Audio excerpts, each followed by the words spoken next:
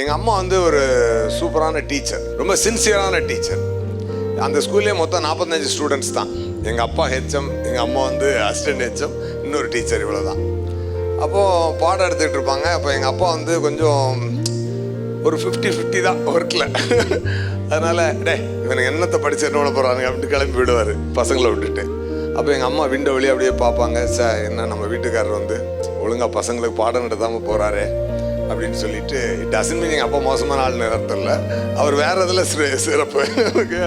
அப்போ எங்கள் அம்மா என்ன பண்ணுவாங்கன்னா, நாளைக்கு நம்ம பசங்க எங்கேயாவது போய் படித்தாங்கன்னா அந்த டீச்சர் பாடம் எடுக்காமல் போயிடக்கூடாது அப்படின்னு சொல்லிட்டு அவங்க ஸ்டூடெண்ட்ஸுக்கு பாடம் எடுத்து முடிச்சுட்டு எங்கள் அப்பாவோட ஸ்டூடெண்ட்ஸுக்கும் போய் பாடம் எடுப்பாங்க.